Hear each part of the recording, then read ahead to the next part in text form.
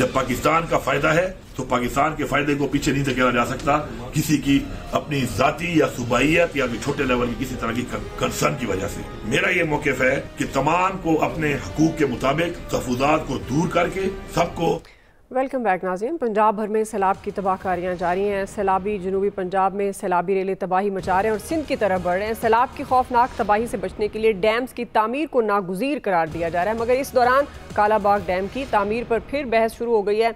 वज़ीर आला खैबर पख्तूनख्वा अली अमीन गंडापुर ने कालाबाग डैम की भरपूर हिमायत की है। वो ये कह रहे हैं कि कालाबाग डैम मुल्क की ज़रूरत है, सियासत की वजह से ये मंसूबा रुका हुआ है। डैम ना बनाना मुल्क और आने वाली नस्लों के साथ ज़्यादती है। सूबायत के चक्कर में पाकिस्तान को नुकसान नहीं पहुँचाना चाहिए, उन्होंने ये कहा।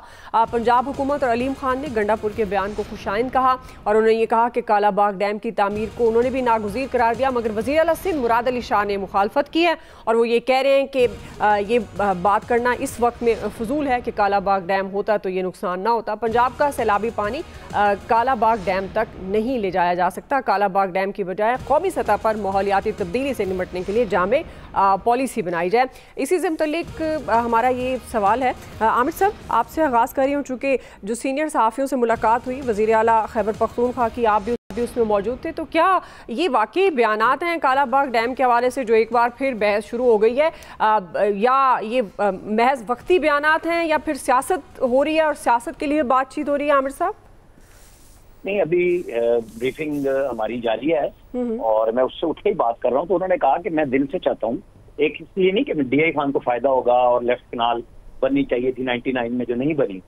तो मैं समझता हूँ कि सियासत आगे आ गई है, रियासत पीछे चली गई है। मैंने वफाकी हुकूमत की मीटिंग में भी कहा था कि आप कालाबाग शुरू करें, हम अपने हिस्से के पैसे देंगे। उनसे जब इमरान खान का पूछा गया कि वो मुखालफत करें तो उन्होंने कहा वो मेरी पार्टी की चीज है, अगर वो ये कहेंगे कि खत्म कर दे तो मैं बात खत्म कर दूंगा। लेकिन मैं बात ये कह रहा हूँ कि ये जरूरत है मुल्क की, हमें इस पे बात करनी चाहिए। सिंध का जो भी इशू है, वाटर रिकॉर्ड है हमारा, तय करें कि कितना पानी किसका है, डाटा पे बात करें।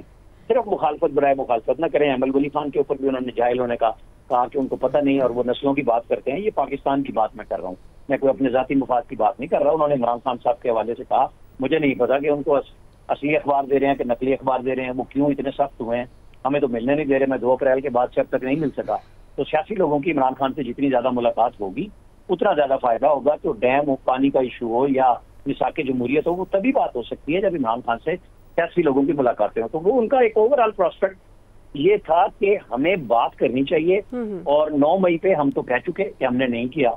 अगर ऐसा है तो वीडियो एविडेंस दें, लेकिन अब बात आगे बढ़नी चाहिए। नून और पीपल्स पार्टी के साथ माजी में जो कुछ भी होता रहा इस सवाल पे, वो कह रहे थे कि वो आज हमारे साथ हो रहा है।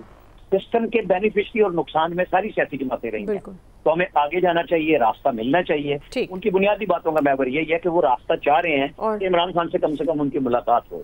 सही जी। आया साहब देखिए, ये बात दुरुस्त है। अलीमीन गंडापुर साहब, हमारी भी एक मुलाकात CPN की हुई थी उनसे, तब भी उनका इस्तदलाल यही था कि कालाबाग डैम बनना चाहिए। हमें उस वक्त लगा कि शायद वो, क्योंकि गंडापुर साहब कंट्रोवर्सी क्रिएट करने के भी बादशाह ना, लेकिन आज देखें वो फिर वही बात अगर कर रहे हैं तो इसका मतलब है कि कल भी उन्होंने की कि वो सिंसेरली ये चाहते हैं। लेकिन मसला वही है, जब सूबाइयत की बात आ जाती है, जब मफादात की बात आ जाती है, वोटर की बात आ जाती है, तो फिर हम कहते हैं कि हम डूब जाएंगे, लेकिन इस तरह का कोई डैम नहीं बनने देंगे। अच्छा, कालाबाग डैम पसंद नहीं है, इसको सब्ज बाग का नाम दे दें, कोई स्याह बाग कर लें, सफ़ेद बाग, कुछ कर लें, लेकिन डैम मतलब सबसे आसान डैम जो था बनने वाला वो कालाबाग डैम था। जब तरबेला और मंगला बन रहे थे ना, उसको इसलिए साइड पर रख दिया गया कि ये तो बहुत ही आसान है ना, इसमें तो कोई इशू नहीं होगा। लेकिन तारीख का एक तल्ख सबक ये भी है कि इसको जिन लोगों ने उस दौर में शुरू किया था, कालाबाग डैम की डिबेट शुरू कराई थी, इसको कंट्रोवर्शियल भी उन्हीं लोगों ने बनाया। क्योंकि यहाँ सबसे बड़ा इशू हमारे यहाँ रहा है कि वो जब सियासी या ज़ाती मफाद आता है तो फिर हमें इक़्तिदार को तवालत देने के लिए इस तरह के इश्यूज बनाने पड़ते हैं, और बड़ा गर्क हो जाए चाहे रियासत का, हमें फ़र्क नहीं पड़ता। जी इलियास साहब, देखिए इसमें ना तमाम इख्तलाफात से बालातर होके इस पर सोच है कि पानी की जो है ज़रूरत सबको है, और इसके लिए मुस्तकबिल में भी जैसे अब हो रहा है कि अगर खुश्क साली होती है या कुछ ऐसे होता है, ग्लेशियर पिघल रहे हैं, तो इस सूरत हाल पर देख के इनको तमाम चीज़ों को, तमाम सूबाइयत जो है, जो अपने सियासत को छोड़ के इसको एक मुत्तफ़िका तौर पर फैसला करना चाहिए कि कालाबाग डैम बनना चाहिए। वो बिल्कुल ठीक है। इसको अगर किसी को मसला है तो आखिर खुल के बताए कि क्या उससे नुकसान होगा। इससे नुकसान यही मुल्क को फ़ायदा ही होगा, आवाम का फ़ायदा होगा। यानी कि हम जो एग्रीकल्चर है अपनी, उसको पानी पीने का, ये इसके लिए अपने आप को अगली नस्लों के लिए हम बेहतरी कर देंगे। इसको अगर बनाया होता तो आज ये ना दिन देखने पड़ते, बल्कि इसका फ़ायदा ही फ़ायदा है। ठीक है जी, क्विकली नाज़रीन ब्रेक से यहीं से कंटिन्यू करें। वेलकम बैक नाज़रीन। फैसल साहब, अब ये बहस संजीदा नोयत की है, महज वक्ती बयानात हैं या सियासत हो रही है कालाबाग डैम की? एक बार फिर बहस का जो आगाज़ हो जाना, और वज़ीर आला सिंध इसकी मुखालफत कर रहे हैं। वो कहते हैं कि कौमी सतह पर माहौलियाती तब्दीली से निपटने के लिए कोई जामे पॉलिसी बननी चाहिए। फैसल साहब,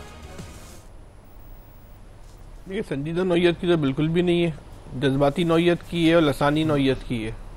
हमारे मुल्क में बड़ी खूबसूरती के साथ बात चीज़ों को इतना मतनाज़ा बना दिया गया है कि वो अब बन ही नहीं सकते। उसकी अफादियत पे कोई बात नहीं करता, लेकिन जो जहनों में लोगों के डाल दिया गया है, अब लोग उससे बाहर देखने को जो है ना वो तैयार नहीं है। अच्छा भाई, कालाबाग डैम ख़तरनाक है, नहीं बनना चाहिए।